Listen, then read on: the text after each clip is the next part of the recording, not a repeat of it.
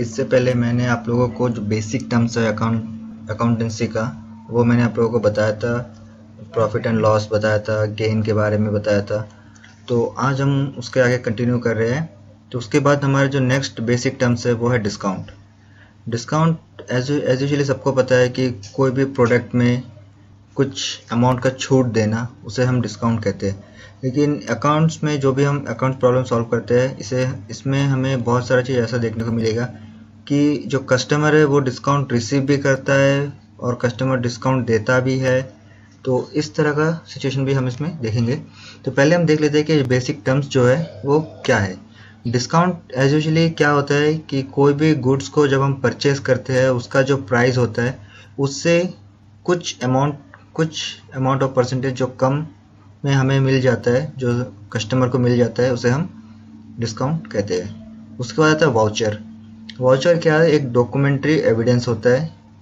जो भी ट्रांजैक्शन करते हैं तो उसका एक डॉक्यूमेंट्री एविडेंस होता है, जैसे हम कहते हैं वाउचर। उसके बाद है गुड्स। ये गुड्स वो उस चीज़ को हम कहते हैं जो बिजनेस में जिसका डीलिंग करते हैं, जो बाइंग एंड सेलिंग करते हैं, जो भी प्रोडक्ट का बाइंग एंड सेलिंग करते हैं उसे हम गुड्स कहते हैं। कोई भी आइटम हो सकता है, जैसा बिजनेस में छोटा मोटा कुछ भी आइटम आप जो चीज़ का ट्रांजेक्शन करते हैं, जैसे आप उसे खरीदते हैं या फिर उसे सेल करते हैं, वो हमारा गुड्स है। उसके बाद है ड्राइंग। ड्राइंग क्या होता है? जो एक ऐसा अमाउंट होता है जो हमारा ओनर, जो बिजनेस ओनर विड्रॉ करता है, जो उनका जो इन्वेस्टमेंट है, उनका बिजनेस है, उससे जो विड्रॉ करता है उसे हम कहते हैं ड्राइंग। जो अपना पर्सनल यूज़ के लिए बिजनेस से विड्रॉ कर लेता है ओनर, उसे हम ड्राइंग कहते हैं। उसके बाद आता है परचेस। तो परचेस क्या होता है? सिंपल ये जो परचेस मतलब है खरीदना। तो ये जो परचेस है इसे हम दो तरीके से कर सकते हैं। एक होता है हमारा क्रेडिट परचेस, दूसरा होता है हमारा cash purchase. Credit purchase means क्या होता है? जो हम उधारी में खरीदते हैं। और कैश परचेस क्या होता है? जो सामान हमने खरीद लिया, जो गुड्स हमने खरीद लिया है, उसके बिहाफ में उसे हमने पैसा या फिर जो मनी है, उसका जो प्राइस है, वो हमने उसे पेमेंट कर दिया है। तो परचेस हमारा दो तरह का हो सकता है। उसके बाद है हमारा स्टॉक। स्टॉक का दूसरा नाम है इन्वेंट्री। अब ये स्टॉक क्या होता है? स्टॉक भी एक गुड्स ही है। जो करंट जो हमारा फाइनेंशियल ईयर है, उस फाइनेंशियल ईयर में जो भी गुड्स हमारे पास होता है उसे हम बाइंग करते हैं, सेलिंग करते हैं, और end of the financial year में जितना गुड्स हमारे पास बच जाता है उसे हम कहते हैं स्टॉक। तो ये है हमारा स्टॉक। उसके बाद है डेटार और क्रेडिटार। ये चीज़ बहुत ही इम्पॉर्टेंट है, क्योंकि हम जब भी कुछ अकाउंट्स का प्रॉब्लम को सॉल्व करते हैं, हमें हर जगह में यही एक ही चीज़ हमें बार बार देखने को मिलेगा, जो है डेटार और क्रेडिटार। तो चलिए पहले हम लोग देख लेते हैं कि एक डेटार क्या है। तो डेटार देखिए, पहले मैं आपको सेंटेंस पढ़ लूँगा, फिर आपको मैं समझाऊंगा इसके बारे में, क्योंकि ये बहुत ही कॉम्प्लिकेटेड होता है, बहुत पेचीदा टाइप का होता है।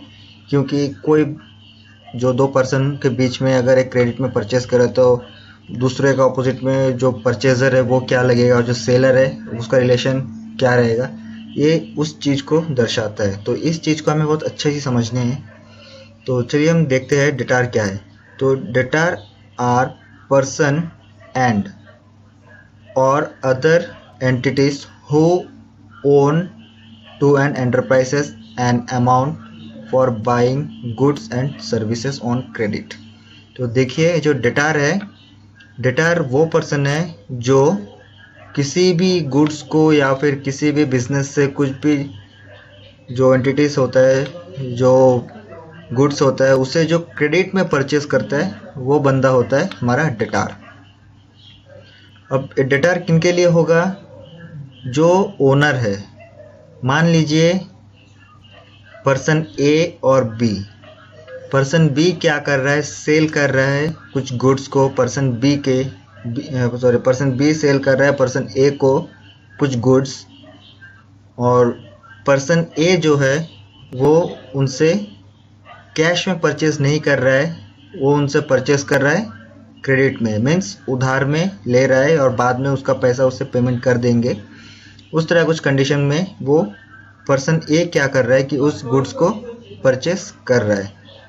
तब क्या हो जाता है, जो पार्टनर बी है, पार्टनर बी ने क्या किया है, उसने क्रेडिट सेल किया है, उसने क्रेडिट में सेल किया है। तो ये जो जिसने क्रेडिट में परचेस किया है वो क्या हो जाता है, डेटार बन जाता है। किनके लिए, जिसने सेल किया है। जो पार्टनर बी के लिए वो क्या बन जाता है, डेटार। पार्टनर बी पार्टनर नहीं, जो पर्सन बी है, पर्सन बी के लिए पर्सन ए क्या बन जाता है, डेटार बन जाता है। ठीक इसी का ऑपोजिट होता है क्रेडिटर। क्रेडिटर क्या है, क्रेडिटर आर पर्सन एंड और other entities who have to paid by an enterprises an amount for providing the enterprises goods and services on credit। इस चीज़ को देखिए, मैंने जो पहले बताया था कि पर्सन बी के लिए पर्सन ए क्या बन चुका है, डेटार बन चुका है। क्रेडिटर में पर्सन ए जो है उसने क्रेडिट परचेस किया था और पर्सन बी जो है उसने क्रेडिट सेल किया था। तो पर्सन बी के लिए पर्सन ए क्या बन रहा है, डेटार बन रहा है। सेम उसका वाइस वर्सा, उसका ऑपोजिट जो पर्सन ए है उसके लिए जो पर्सन बी है वो क्या बन रहा है, क्रेडिटर। वो क्या बन रहा है, क्रेडिटर। तो ये होता है इसका रिलेशन, मतलब जिसने क्रेडिट में सेल किया है और जिसने खरीदा है, खरीदने वाला पर्सन सेल किया हुआ पर्सन के आगे बनता है डेटार, और जिसने खरीदा है वो आगे वाले पर्सन को क्रेडिटर बोल सकता है या फिर उसे मान सकता है। एक्चुअली मानना नहीं है, वो क्रेडिटर ही है।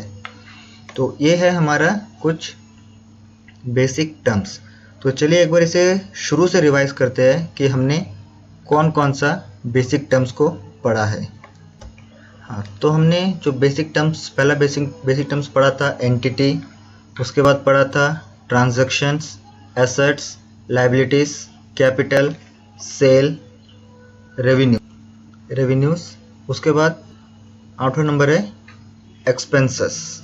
एक्सपेंसेस के बाद आता है हमारा एक्सपेंडिचर, उसके बाद आता है प्रॉफिट, गेन एंड लॉसेस। इसके बाद हमारा आता है discount, voucher, goods, drawing, purchase, stock, debtor और लास्ट वन इज क्रेडिटर। तो ये 20 जो बेसिक टर्म्स है ये हमें याद रखना है, क्योंकि ये जो बेसिक टर्म्स है जो हमें हर जगह यूज़ करना है। आप अभी 11th में हो तो आप 11th में तो इस चीज़ को पढ़ोगे ही, इस चीज़ के बारे में जानोगे, और जब आप क्लास 12th में चले जाओगे तब भी इसमें से बहुत सारा आइटम, इसमें से ऑलमोस्ट सभी आइटम जो है आपको पढ़ने को मिलेगा, वहाँ पर देखने को भी मिलेगा। तो मैं आशा करता हूँ कि आप लोग जो ये बेसिक टर्म्स है उसे आप अच्छी तरह से पढ़ेंगे और उसे अच्छी तरह समझेंगे। तो इसी के साथ जो है हमारा आज का जो क्लास है बेसिक टर्म्स का वो यहीं पर समाप्त होता है। और इसके बाद जो नेक्स्ट जो हम टॉपिक पढ़ेंगे उसमें मैं आप लोगों को बताऊंगा अकाउंट्स के बारे में। अकाउंट्स कितने तरह का होता है, क्या उसका रूल्स होता है, किस तरह का अकाउंट्स में किस तरह का रूल्स को अप्लाई करना होता है, हम उस थ्योरी को देखेंगे। तो अभी के लिए बस इतना ही। तो जाते जाते आप लोग इसे एक शेयर कर दीजिएगा, एक लाइक कर दीजिएगा, और हाँ, आप लोग कमेंट ज़रूर करिएगा, क्योंकि आप लोग जब कमेंट करते हैं तब मुझे पता चलता है कि हाँ, जो मेरे जो वीडियोस है इसे कोई देख रहा है, कोई कुछ सीख रहा है।